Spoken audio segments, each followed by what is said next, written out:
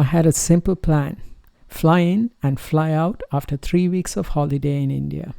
But within a week or two of landing, things began to change. Flights began to get cancelled one after another, airline by airline, day after day. But I was optimistic. If not this month, at least next month there would be a flight. Or maybe the month after that. Right? No. 3 weeks turned out to be many, many months of being stranded overseas.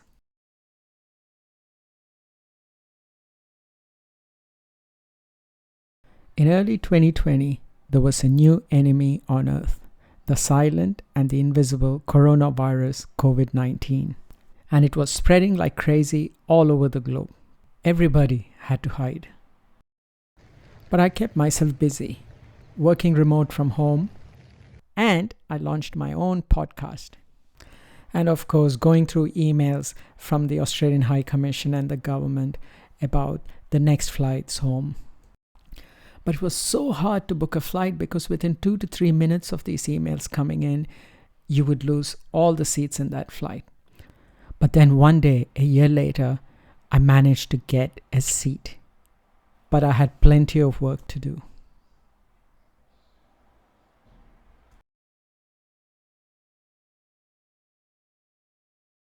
Importantly, I had to complete a pre-travel health screen, a travel declaration, and a pre-arrival questionnaire for the Howard Springs quarantine team. You can even choose your own diet. Before I knew it, I was on the road for the first leg of my journey, and that was a 5-hour trip to a domestic airport from where I would travel to Delhi.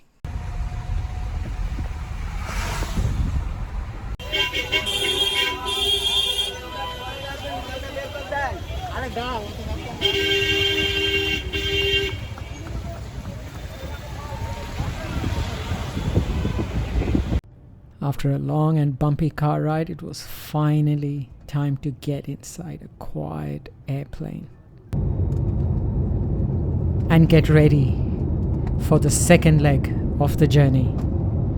Delhi, here we come. Finally, I reached the hotel where I had to stay for 3 days compulsory observation before taking the flight to Australia. The hotel was packed with passengers like myself, suitcases everywhere. As soon as you reach the hotel, you have to report immediately for a COVID-19 PCR test, passing which you will be allowed to the room. There were already other people and noisy kids waiting for their tests, and I was disappointed they didn't have proper seating arranged prior to passengers arriving. But they soon fixed it with few chairs coming in. By the time I got the room, 2 hours had passed.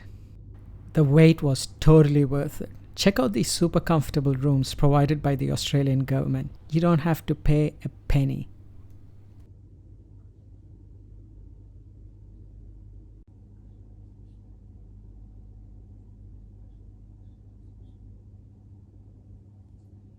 And the 3 meals were awesome. Uttapam, idli, sambar, coconut chutney. That's the lunch today. So that's chapati, some rice, some hot dal. That's the spinach base dish. That's paneer here. And that's the usual salad, just cucumber. Looks good to me.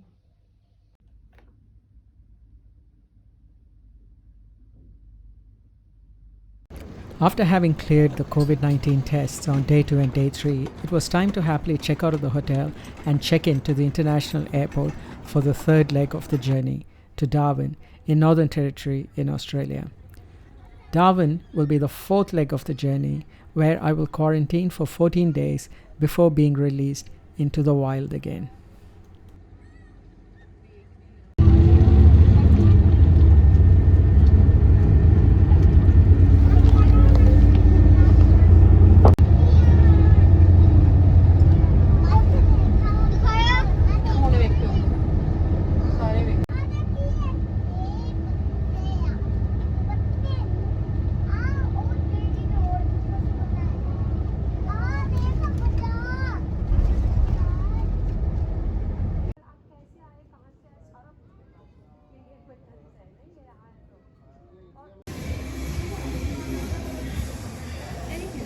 Don't know why, but I was so thrilled to see that kangaroo tail on that plane.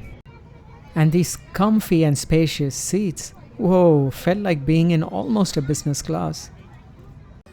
Check out the face shield, the face masks, and those noisy children. As the plane got ready to taxi down the runway and into the sky above, I did feel a bit sad to leave India behind. The people there were going through so much pain with 100,000 plus COVID cases on a daily basis, yet the country was resilient, as it has always been. The people had become more philosophical everywhere. They would say, "What is to happen will happen. We deserve what we get. Everything happens for a reason. We will get through this somehow, even if it takes time. Stay positive, take care, pray to God, and look after one another."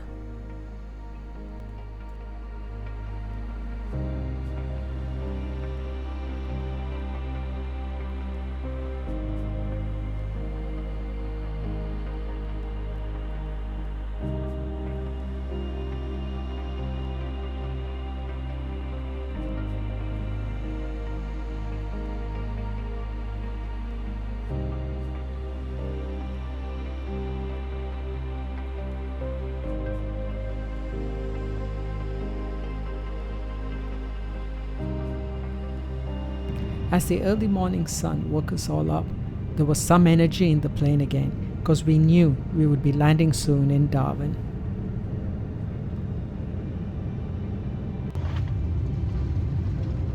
Then it actually happened. We couldn't believe it. But we couldn't get out of the plane for a while because all the baggages had to be sanitized. Once we finished all the formalities, we were driven to the quarantine facility. All the passengers had to quarantine at the former Howard Springs mining camp on Darwin's outskirts.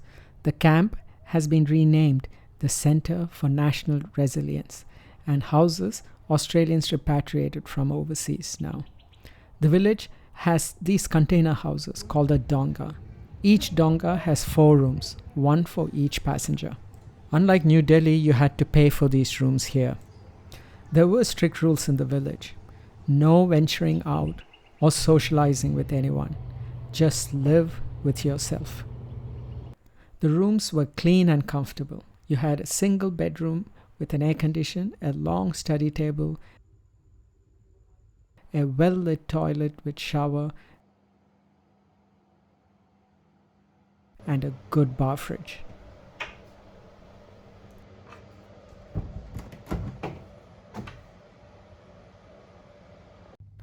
There was internet too, but it wasn't very good.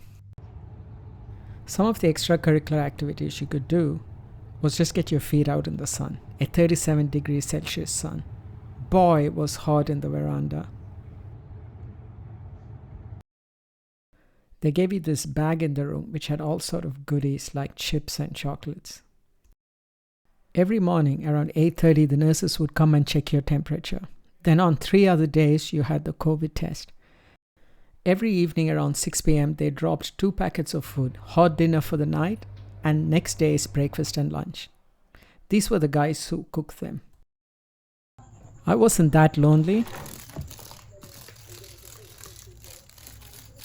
I had a friend who dropped in every now and then. The nights were warm, quiet, peaceful, so conducive for a good night's sleep.